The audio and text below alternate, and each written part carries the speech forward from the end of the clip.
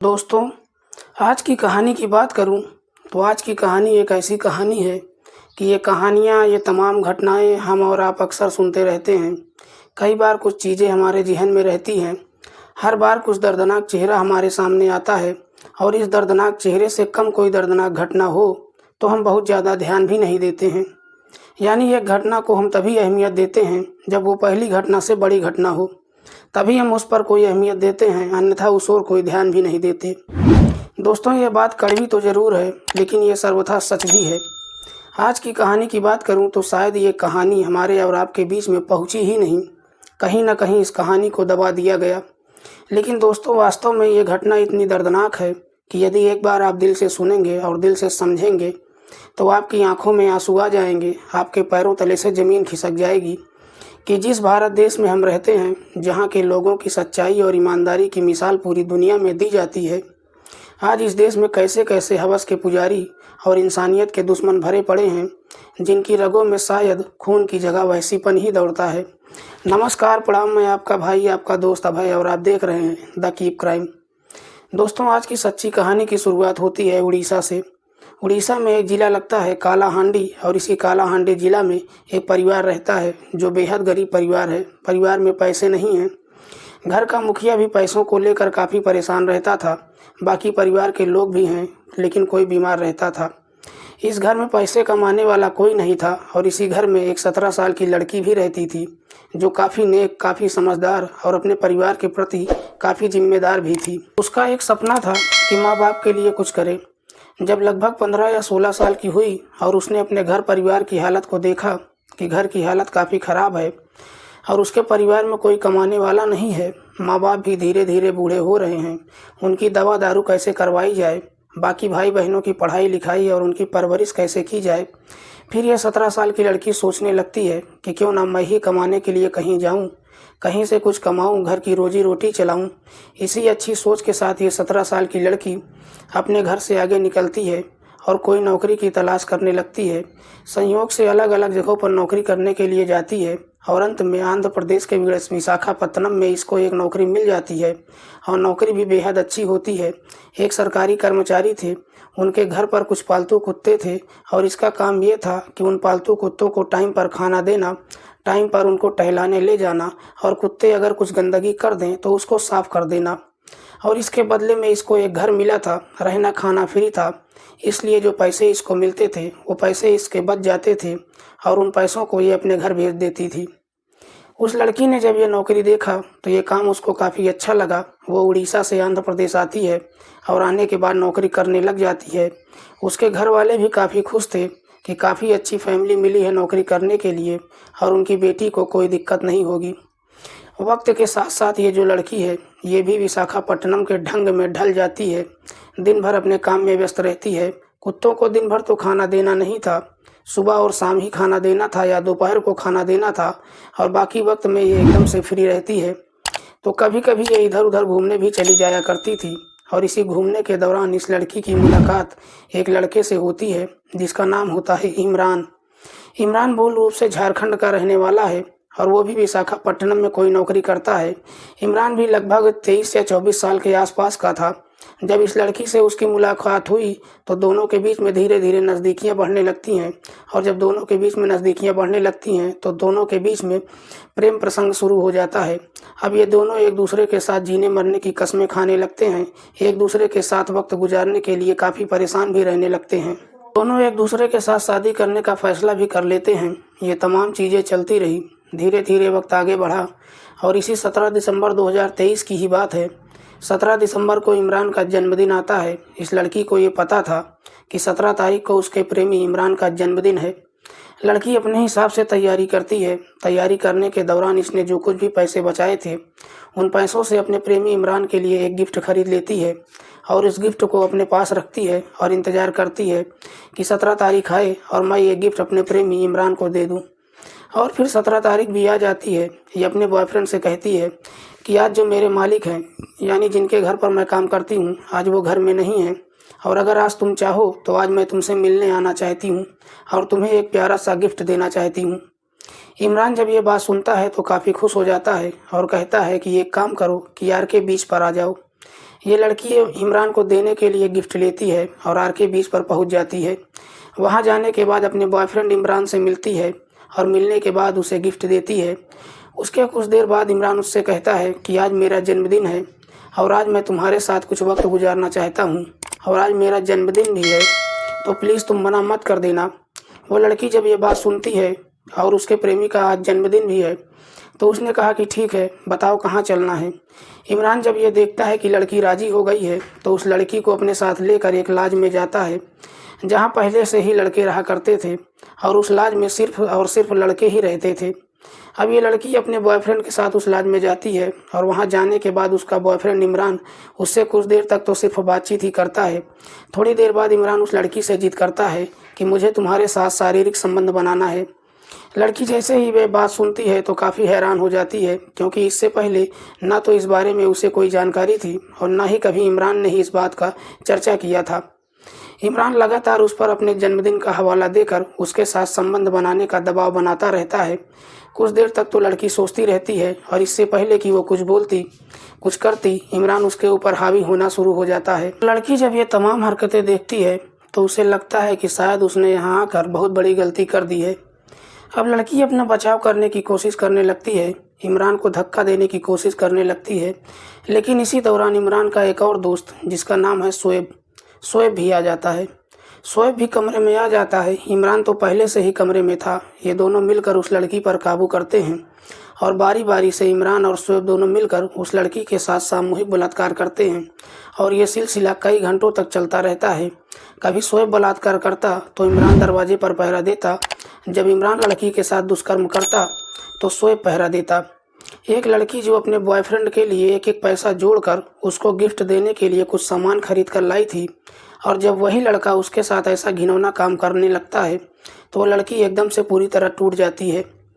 उधर इमरान और शोएब का जब मन भर जाता है तो ये दोनों उस लड़की को बाहर लेकर आते हैं और एक सुनसान जगह पर ले जाकर उस लड़की को वहीं छोड़ देते हैं और उसको धमकी देते हैं कि किसी से भी कुछ बताना मत, वरना अंजाम बहुत बुरा होगा।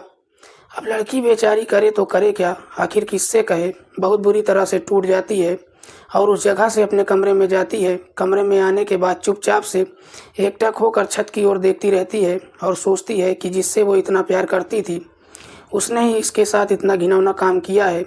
अब शायद मेरी ज़िंदगी में करने को कुछ बचा नहीं है। पूरी रात ये सोचती रहती है और उसे जब अपनी ज़िंदगी का कोई मकसद नहीं मिलता है तो उसे लगा कि शायद अब उसकी ज़िंदगी में सब कुछ ख़त्म हो गया है।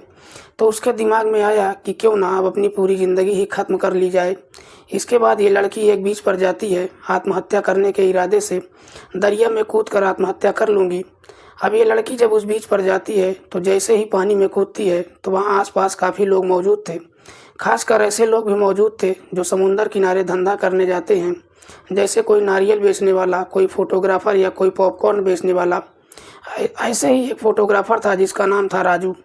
राजू भी उस लड़की को देखता है। राजू देखता है कि लड़की पानी में अपनी जान देने के लिए कूद रही है, तो राजू चुपचाप से अपना कैमरा वहीं फेंकता है और पानी में कूद जाता है और उस लड़की को पानी से निकाल कर बाहर लेकर आता है। बाहर निकालने के बाद राजू उस लड़की से पूछता है कि क्या हुआ, तुम अपनी जान क्यों देने जा रही हो। इतना सुनते ही ये लड़की फूट फूट कर रोने लगती है और उसके साथ जो कुछ भी हुआ था वो सब बताने लगती है कि उसके बॉयफ्रेंड और उसके दोस्त ने मेरे साथ कई घंटों तक रेप किया है। इधर राजू जब ये पूरी बात सुनता है तो उस लड़की का हाथ पकड़ता है और कहता है कि किसी अपराधी और किसी बलात्कारी के लिए, एक घिनौने इंसान के लिए तुम अपनी ज़िंदगी क्यों ख़त्म कर रही हो। तुम्हारी ज़िंदगी बहुत बड़ी है, तुम अपनी ज़िंदगी में अभी बहुत कुछ कर सकती हो। तुम इस लड़ाई को लड़ो और उस दरिंदे को सज़ा दिलाओ और पूरी दुनिया तुम्हारे साथ खड़ी होगी। दो लड़के अगर गलत निकल गए हैं तो इसका मतलब कि तुम अपनी ज़िंदगी ही ख़त्म कर लोगी, और अगर तुम अपनी ज़िंदगी अपने हाथों से ख़त्म भी कर लोगी तो इससे उन दोनों दरिंदों का क्या नुकसान होने वाला है। इस लड़की ने जब राजू की बात सुना तो उसको भी लगा कि राजू बात तो सही कर रहा है। अगर मैं अपने आप को ख़त्म भी कर लेती हूँ तो इससे उन दोनों का क्या नुकसान होने वाला है। इमरान और शोएब तो फिर भी अपनी ज़िंदगी में मस्त रहेंगे। इसके बाद इस लड़की ने फैसला किया कि शायद इसे लड़ना चाहिए। उसने राजू से पूछा कि मैं अपनी लड़ाई कैसे लड़ सकती हूँ। तो इतना सुनने के बाद राजू ने कहा कि एक काम करो कि तुम अभी मेरे साथ चलो और मेरे कमरे में आराम से रहो और खुद को संभालने का प्रयास करो। उसके बाद जब तुम तो कुछ ठीक महसूस करने लगोगी तो हम पुलिस के पास चलेंगे और तुम्हारे साथ जो भी हैवानियत किया गया है उसकी शिकायत पुलिस से करेंगे और उन दोनों को सज़ा दिलाएंगे। राजू जैसे ही इस तरह की बात करता है तो उस लड़की को भी लगता है कि राजू की बात ठीक है और जान देने से अच्छा है कि उन दोनों को उनके किए की सज़ा दिलाई जाए। और पहली बार उस लड़की के अंदर थोड़ी हिम्मत आती है और ये लड़की राजू के साथ उसके कमरे में जाती है। वो लड़की राजू के कमरे में जैसे ही जाती है तो उसे पीने के लिए पानी दिया जाता है। वो लड़की अभी पानी पी ही रही होती है कि राजू कमरे का दरवाज़ा अंदर से बंद कर देता है। राजू जैसे ही दरवाज़ा बंद करता है तो लड़की पूछती है कि ये सब क्या कर रहे हो। इससे पहले कि लड़की कुछ और कहती, राजू उसे बिस्तर पर गिरा देता है और उसके मुंह में एक कपड़ा ठूंस देता है। और राजू भी उस लड़की के साथ अपने कुछ दोस्तों के साथ सामूहिक दुष्कर्म करता है। राजू के कुछ दोस्तों के नाम हैं नागेंद्र, गोपू, हरीश, श्रीनू, अशोक, नरेश, थाम्बे, प्रवीण और ईश्वरचंद। टोटल 11 लोगों को राजू बुलाता है और सब बारी बारी से मिलकर इस लड़की के साथ सामूहिक दुष्कर्म करते हैं। इधर 11 लोग और 2 लोग पहले से ही इस लड़की के साथ सामूहिक दुष्कर्म कर चुके हैं। एक 17 साल की लड़की के साथ जब 11 लोग लगातार सामूहिक दुष्कर्म करते हैं तो इस लड़की की हालत काफ़ी ज़्यादा ख़राब हो जाती है। उसके प्राइवेट पार्ट से लगातार खून निकलने लगता है। वो लगातार दर्द से चीखती रही, चिल्लाती रही, लेकिन इन हैवानों, इन दरिंदों के मन में जरा सी भी दया इस लड़की के लिए नहीं आती है और ना ही इस लड़की के ऊपर कोई तरस आता है। लगभग 4 दिनों तक इन 11 लोगों ने कुल 26 बार इस लड़की के साथ सामूहिक दुष्कर्म किया और ऐसा करते करते जब 4 दिन हो गए और इस लड़की की हालत काफ़ी नाजुक हो गई, पूरे बिस्तर पर खून ही खून फैल गया, काफ़ी बुरी तरीके से ये लड़की घायल हो जाती है और जब इनको लगने लगता है कि ये लड़की कहीं मर न जाए, तब इन लोगों में से एक लड़के के दिल में थोड़ी सी दया इस लड़की के लिए आती है और इस लड़की को कमरे से बाहर लेकर आता है और इसको 200 रुपये देता है और उससे कहता है कि तुम यहाँ से चली जाओ। अब लड़की के हाथ में सिर्फ 200 रुपये और 26 बार सामूहिक दुष्कर्म का दर्द और अपने प्रेमी और उसके दोस्तों के हाथों से मिला गया दुष्कर्म का दर्द अलग। ना कोई साथी, ना कोई सपोर्ट। आखिर ये लड़की करे भी तो करे क्या करे। वो लड़की काफ़ी देर वहीं बैठकर फूट फूट कर रोती है और इधर उधर भटकती है कि शायद कहीं से उसे कोई मदद मिल जाए, लेकिन शायद उसे पूरे आंध्र प्रदेश में मदद की कोई उम्मीद नज़र नहीं आती है। लेकिन जब ये लड़की 17 तारीख से गायब हुई थी और माँ बाप का अपनी बेटी से जब संपर्क टूट गया था तो उड़ीसा के रहने वाले इसके माँ बाप ने अपनी बेटी की गुमशुदगी की रिपोर्ट भी दर्ज करवाई थी। घर वालों ने खोजना भी शुरू किया था कि आखिर उनकी बेटी कहाँ गायब हो गई। इधर जब इस लड़की को लगता है, काफ़ी परेशान हो जाती है और उसने सोचना शुरू किया कि शायद आंध्र प्रदेश में रहना अब ठीक नहीं है, इसलिए वो अपने घर कालाहांडी चली जाती है। लेकिन घर आने के बाद काफ़ी बुरी तरह से घायल, खून से लथपथ जैसे तैसे अपने घर पहुंचती है। घर पहुंचने के बाद जब इसके माता पिता अपनी बेटी की ऐसी हालत देखते हैं तो उनका कलेजा फट जाता है। इसके माता पिता फ़ौरन इस लड़की को लेकर हॉस्पिटल जाते हैं। हॉस्पिटल जाने के बाद जब लड़की को डॉक्टर ने देखा तो डॉक्टर भी काफ़ी हैरान रह गए, क्योंकि एक 17 साल की मासूम लड़की के साथ ऐसी घिनौनी दरिंदगी हुई थी कि शायद डॉक्टर ने भी अपनी पूरी ज़िंदगी में ऐसा कभी नहीं देखा होगा।